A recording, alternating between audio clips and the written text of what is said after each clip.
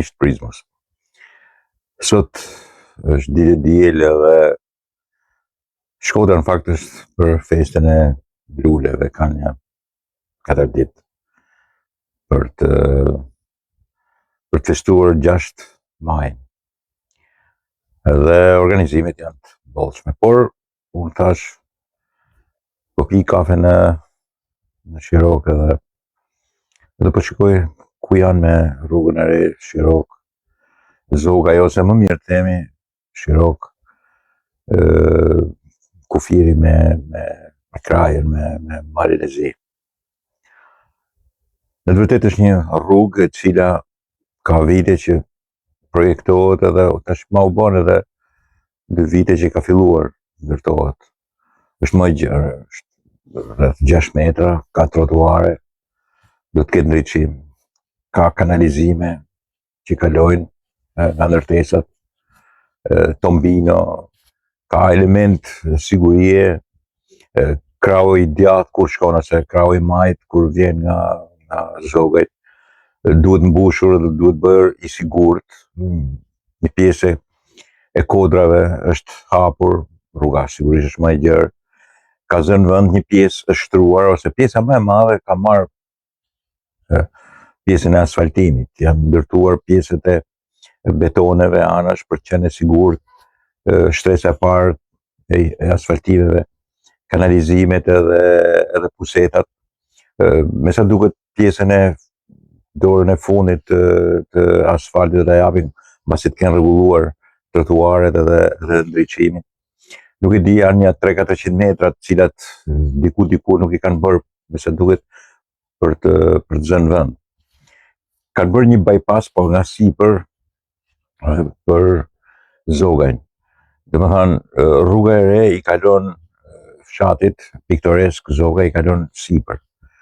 Edhe në të shkuarës, edhe në të ardhur ti shikon në distancë edhe Shkodrën, liçeni duket, nga që është i madh duket gati si det.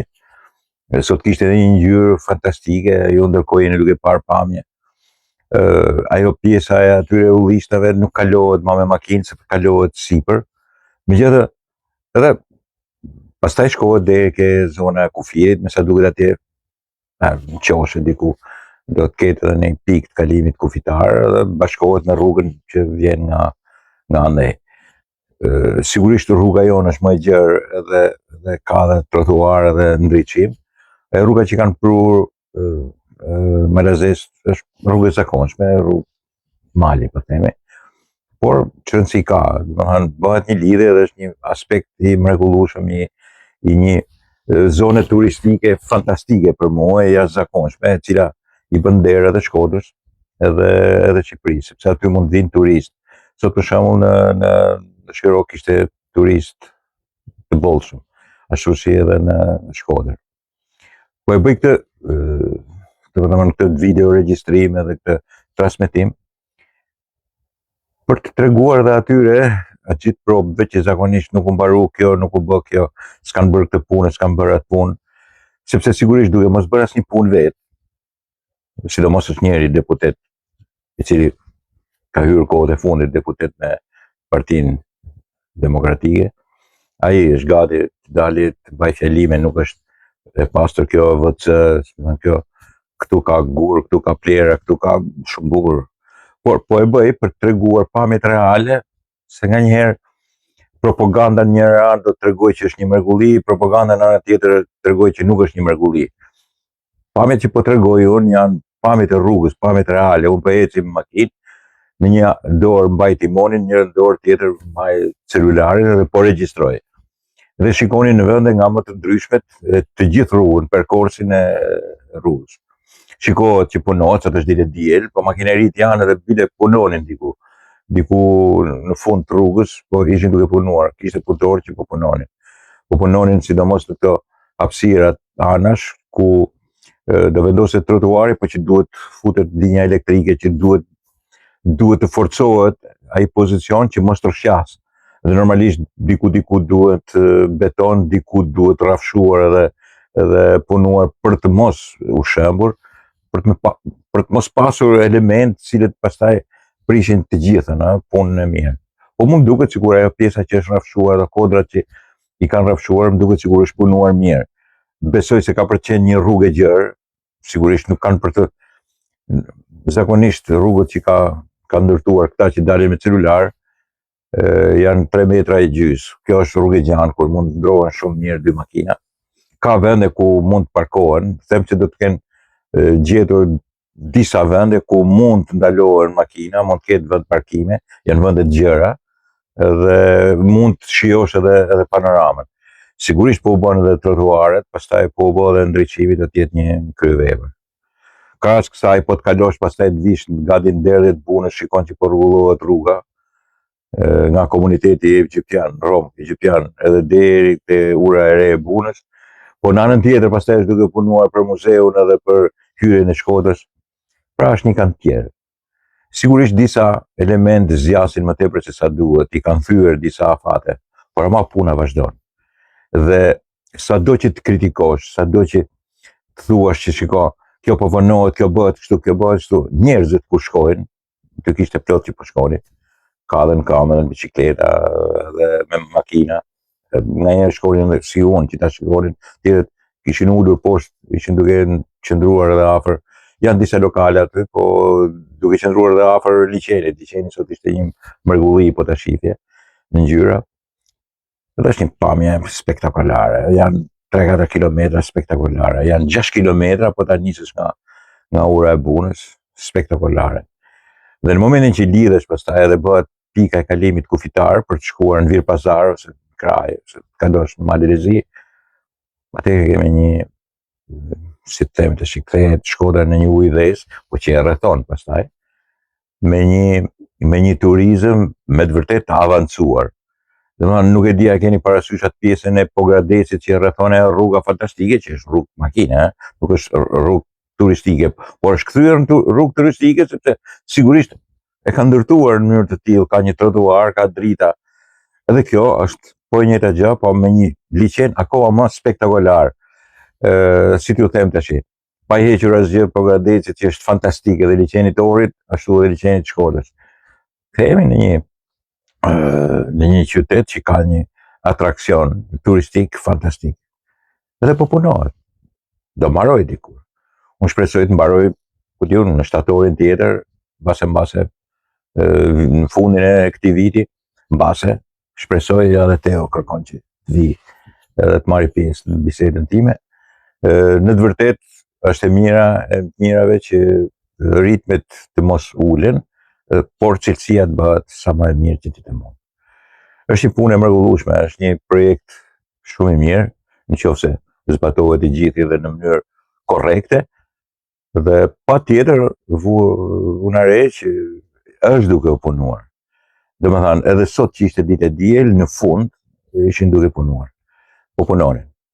Po rrafshonin, po hapnin disa pjesë tombinave për të vendosur kanalizimet, edhe të ujrave, po njëkohësisht edhe kanale, tombino, edhe të dritave. Po punonin shumë ke pjesët që përbëjnë trotuarin, sepse rruga, traseja pothuaj ka mbaruar e gjitha, janë bërë edhe tombino edhe puseta të gjitha, kanë përfunduar në një farë mënyrë në 95% të gjatësisë. Por trotuaret janë të rëndësishme. Trotuaret duhen punuar dhe duhet siguruar. Me sa duket, unë vonesën e justifikoj me këtë që duhet siguruar që mos të shëmben. Domethënë, pjesa që del nga liçeni ose që është në krah të liçenit, pavarësisht se këta kanë ngrënë edhe kodrën e malit, duhet të sigurohet që mos të shëmbet. Dhe për të mos u shëmbur, duhet që betonizohet aty ku ka nevojë, ose të sigurohet që të mbushet mirë dhe të zërvën për të qenë sigurt për të nesërmen.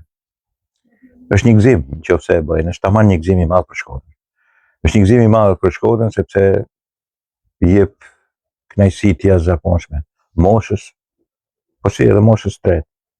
Ata që kanë një bicikletë ose kanë një lloj dëshire dhe forcë, takat, që thonë, por që mund të shkojnë me makinë.